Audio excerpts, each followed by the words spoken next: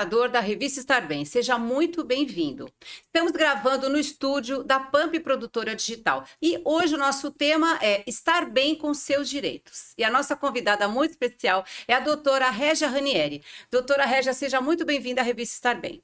Muito obrigada pelo convite, Lisete. Gostei muito de você ter lembrado de mim, principalmente porque eu gosto de falar sobre o direito do trabalho. Eu gostaria que a senhora começasse, você, né? Você. Começasse a nossa entrevista contando, se apresentando para o nosso ouvinte espectador, conta um pouco da sua trajetória e como o direito do trabalho chegou na sua vida. Tá, ok. Eu, como tudo, sempre é um professor, né? Esse mês foi o mês dos professores. Eu digo sempre que os professores nos ajudam nessa vocação, na escolha da profissão. Eu terminei o ensino fundamental e fui fazer um curso técnico de secretariado. E lá chegando, porque era aquele receio, né, em ter uma profissão, já era uma época em que se falava muito em cursos profissionalizantes. E eu fiquei preocupada, que eu queria trabalhar, eu queria muito fazer uma universidade, eu falei, preciso ter um curso técnico para poder entrar no mercado de trabalho. Fui fazer secretariado e não me adaptei. Eu gostei do curso, mas eu falei, não vai ser essa a minha profissão. Não me via naquele modelo, principalmente naquela época, há muito tempo. Mas eu tive uma professora que dava aula de noções de direito. Eu fiquei apaixonada, eu tirava 10. E aquela professora fez eu mudar o meu rumo. Eu falei, eu vou fazer direito. Prestei o vestibular, entrei na faculdade de Direito e não me arrependi. E dentro da faculdade de Direito, uma das matérias que todo mundo, sempre que entra na faculdade de Direito, gosta do direito penal, porque as notícias, né, o que se discutem, os crimes, eu não gostava. Mas o meu professor de Direito do Trabalho, o professor Amaury Mascaro Nascimento, fico até emocionada, ele foi um excelente professor. E eu estudei muito a matéria dele, pedi para ele fazer um curso, eu era do centro acadêmico, e eu pedi para ele fazer um curso que nós precisávamos angariar dinheiro para o centro acadêmico, e ele falou que ele foi o único professor que aceitou, com uma condição, que eu lesse o livro dele e preparasse a palestra, e eu preparei uma audiência simulada, foi um sucesso o curso, e para isso eu tive que estudar o livro dele e fiquei meio que uma assistente dele. E fui assistir às audiências dele, isso foi logo no início, eu falei, eu vou estudar, vou atuar nessa área trabalhista. E por que isso? Porque o direito do trabalho, Lisete, ele é muito dinâmico, porque é dinâmico que ele tutela. Muda muito. Então, quando eu comecei a estudar o direito do trabalho, não tinha informática, não tinha celular, não tinha internet. Então, as profissões eram diferentes. Nós discutíamos o descanso da datilógrafa, que não existe mais. A jornada da ascensorista, profissões que foram se extinguindo. Então, o que é bom no direito do trabalho é essa dinâmica, essa atualização de acordo com a sociedade, com a tecnologia, com a política econômica. Hoje as profissões são totalmente diferenciadas, com jornadas diferentes, as adequações do trabalho. Com a pandemia, o trabalho em casa, o home office, o teletrabalho. Então, ele é fascinante porque ele não é sempre o mesmo e exige de nós, eles falam operadores do direito, eu não acho, nós advogados, que você esteja sempre atualizada, acompanhando a jurisprudência, cursos, como é o caso, por exemplo, das doenças emocionais, né? Antigamente se discutia muito, como ainda se discute, as lesões, as LER, né, as doenças de esforços repetitivos. Hoje, o que se discute mais é a saúde mental do trabalhador. Principalmente, na minha opinião, o pós-pandemia. Porque o trabalhador que ficou afastado, ou ele ficou doente ou ele perdeu alguém.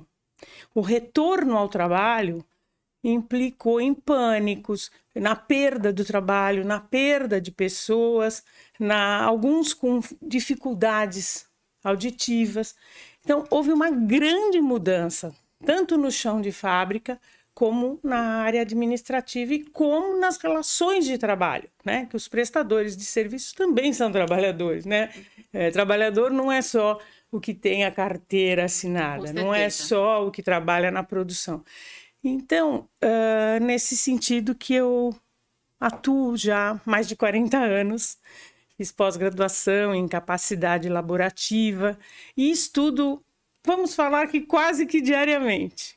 Então, essa é a minha história.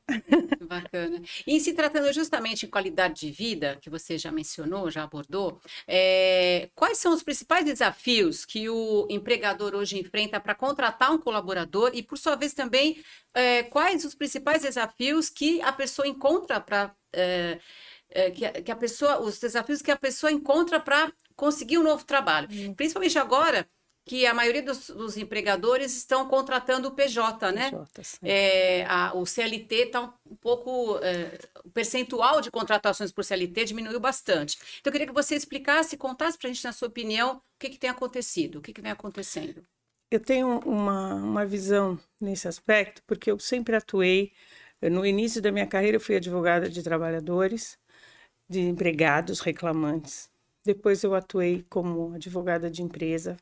E hoje eu sou advogada de empresa e faço consultoria.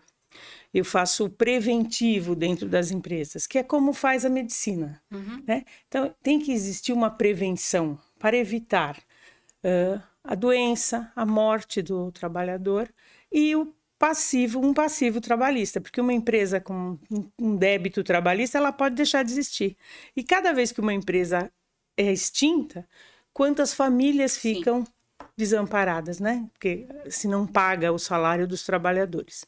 Então, o cuidado que deve ser tomado hoje do empregador é analisar com critério essa forma, esse regime do trabalho. Quais são os empregados que podem ser PJ e quais são os empregados que são subordinados e devem ser registrados. A CLT é uma lei, é uma carta, é um diploma legal muito bem feito. Ela é de maio de 1943 e muito se critica, mas ela protegeu, ela tutelou os trabalhadores de uma forma muito forte, muito importante para a época. De lá para cá, muitas mudanças. Mas depois vieram os sindicatos, as convenções coletivas, e isso é o dissídio, isso é o direito coletivo do trabalho. O que significa? Você tem uma profissão, vamos supor, os metalúrgicos, que foi muito falado, das greves, né, os movimentos sindicais, os químicos, eles criaram as categorias próprias dos sindicatos, e essas normas coletivas deles têm maiores benefícios ou vantagens distintas dos demais trabalhadores. Porque a CLT é genérica, ela cuida de todo e qualquer trabalhador. E cada categoria tem a sua norma coletiva. Então, esse é um dado importante para o trabalhador, quando ele vai procurar um emprego, saber qual é a norma coletiva, o que ele tem de benefícios, quais são as garantias que ele tem dentro desta norma coletiva, que é Constituição Federal, que é a nossa Carta Magna, que eu também considero maravilhosa, é de 1988, tem a CLT com as mudanças e tem as normas coletivas. Isso amplia o direito do trabalhador. O empregador, por sua vez, tem inúmeras obrigações. A maior delas é que você não pode ter empregado sem registro. Uma grande massa, né, vamos fazer uma experiência. O contrato de experiência é um registro de trabalho, deve ser anotado. E quem que é empregado? O empregado é aquele que é subordinado, é aquele que é sujeito a controle de horário, a fiscalização. Ele tem que estar no trabalho e tem que se subordinar a uma hierarquia. O autônomo é diferente. O autônomo trabalha por conta e risco, ele presta serviços. Mas em um determinado momento, por conta dos encargos sociais, que são as contribuições ao INSS, o imposto de renda, a folha de pagamento ficou muito alta. Então, partiram assim, não, você abre uma empresa e você presta serviços para mim. E isso veio o fenômeno da pejotização, que é vedada. Atualmente, há muita discussão. Em primeiro lugar, por quê? A Justiça do Trabalho veda a pejotização, quando ela não é de verdade, porque uma situação é você contratar. Você vem aqui, você contrata o estúdio para fazer um trabalho. Ele existe, ele tem uma vida própria, ele não depende economicamente de você, ele não está inserido na tua estrutura jurídica. Então, é uma prestação de serviço autêntica. Ele prestou um serviço, você paga, ele emite uma nota fiscal, acabou.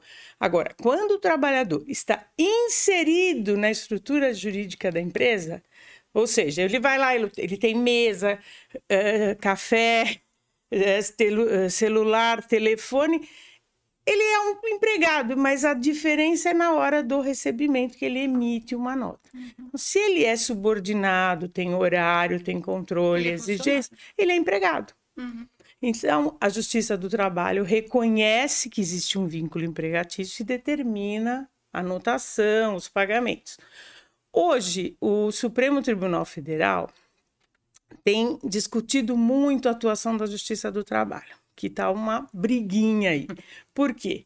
Os juízes do Supremo acham que os juízes trabalhistas não estão dando a importância que foi dada às empresas contratadas. Ele acha, o Supremo entende que tem que analisar diferente e não reconhecer o vínculo e pronto.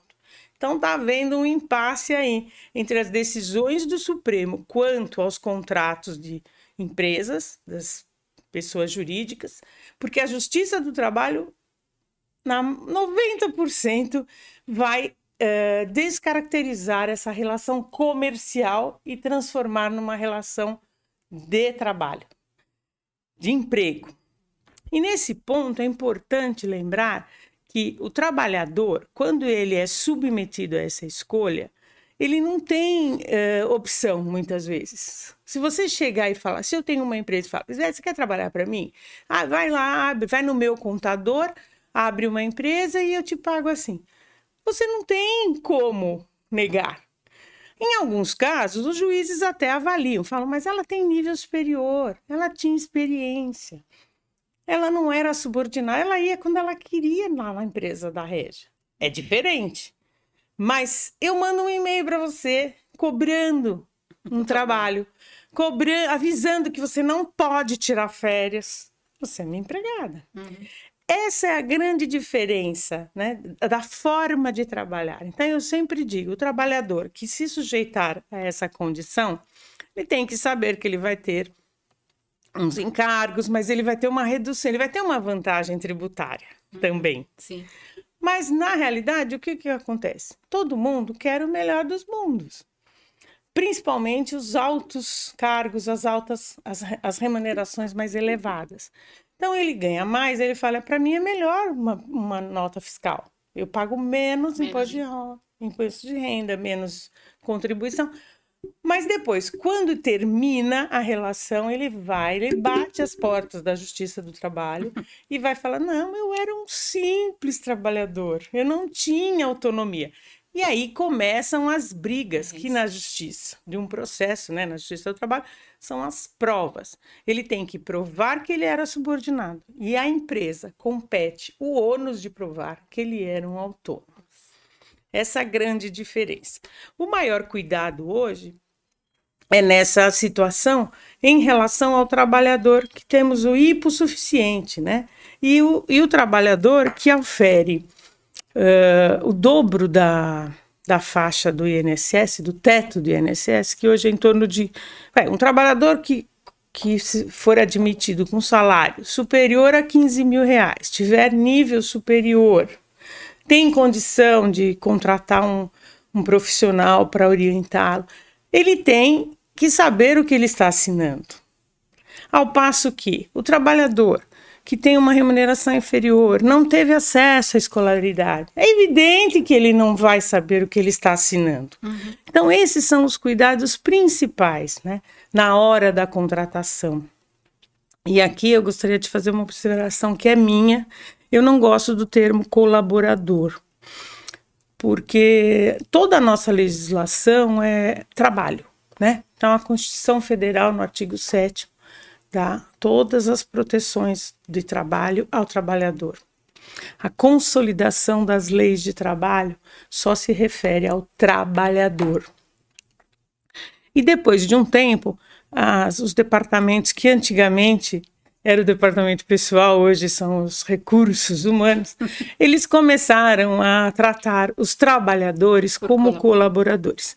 Não existe essa expressão, a meu ver. Eu não escrevo nenhuma peça processual, eu nunca redigi um contrato de colaboração, só contratos de trabalho. E é uma maneira de dizer bonito, né? Porque falar que é empregado não é feio. Feliz do homem que tem o seu emprego. Feliz da pessoa que acorda e tem um trabalho a ser realizado.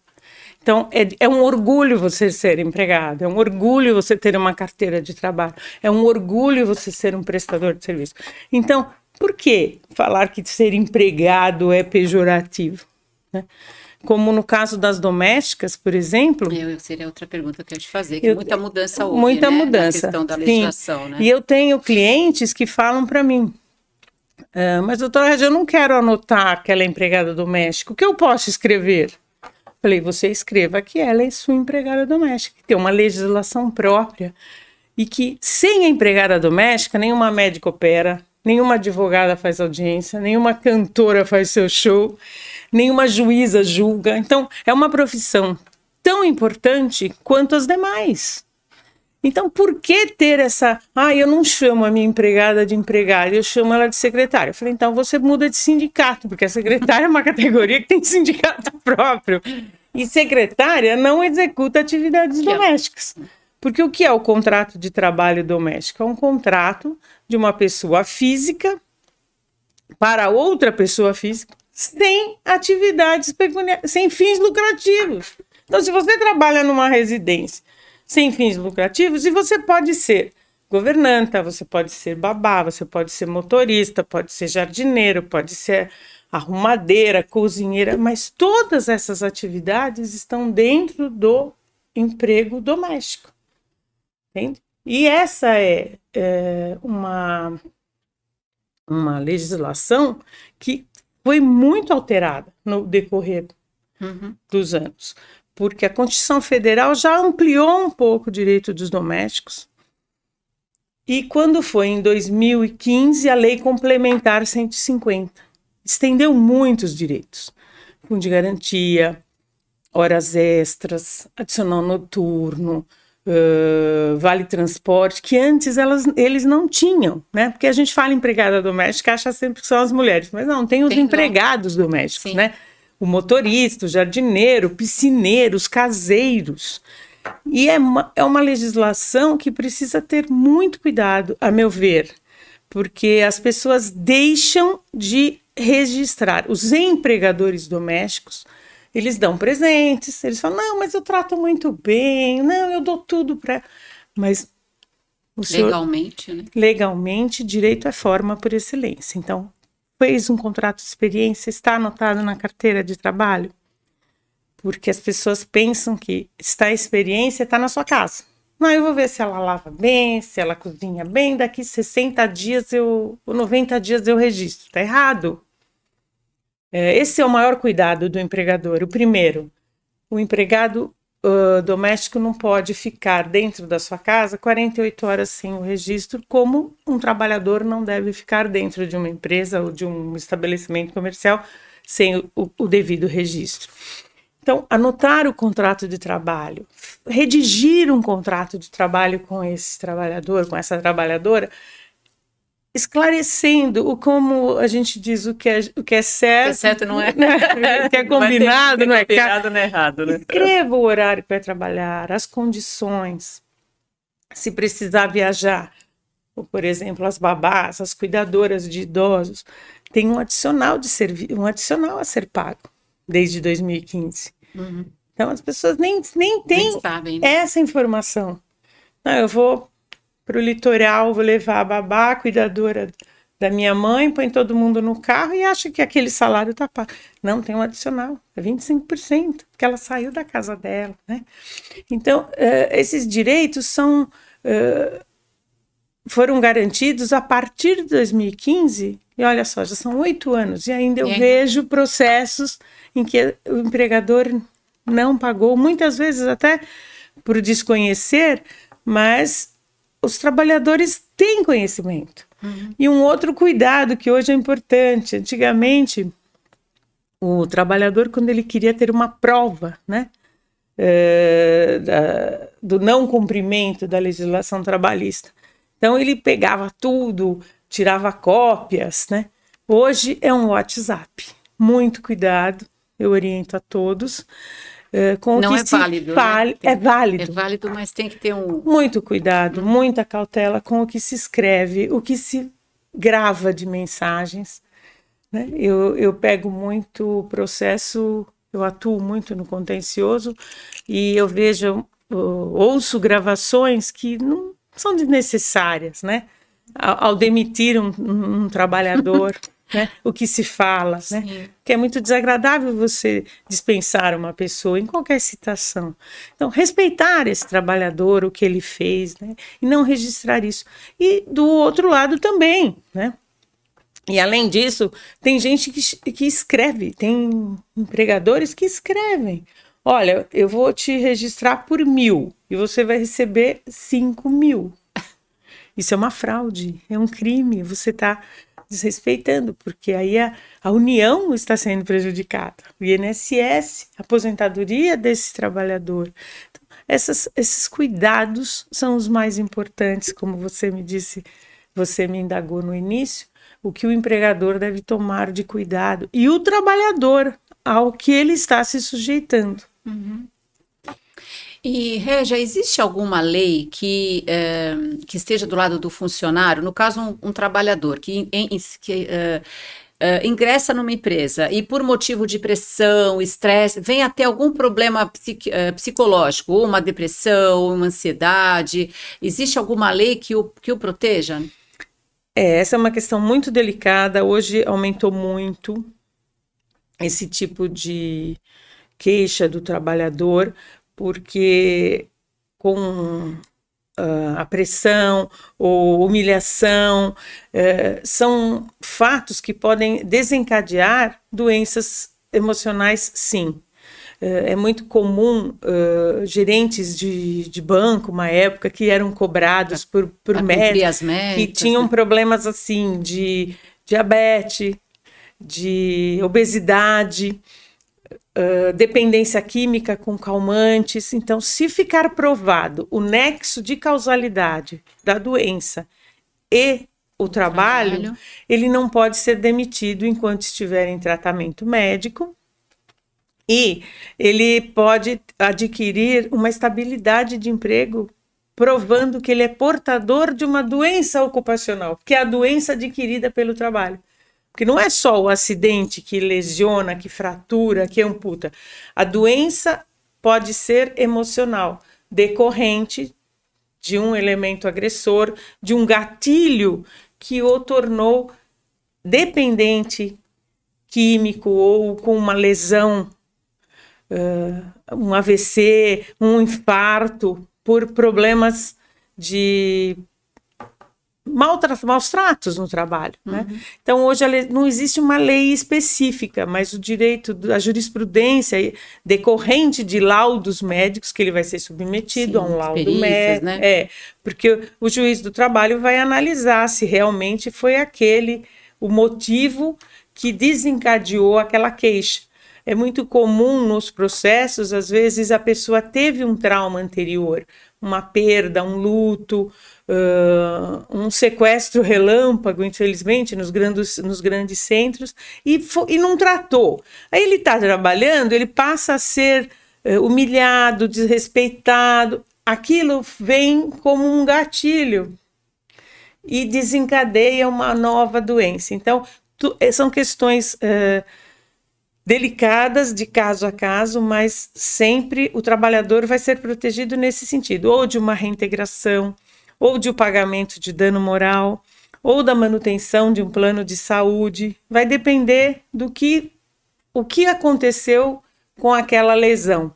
Um afastamento, que aí ele pode ser afastado pelo INSS, até eu já vi muito aposentadoria por invalidez, porque ele adquiriu doenças, e aí ele entra com uma ação na Justiça do Trabalho para pedir danos morais, que, se ficar provado o ato agressor e o nexo de causalidade, ou a concausa, que é muito complexo, ele pode ser indenizado.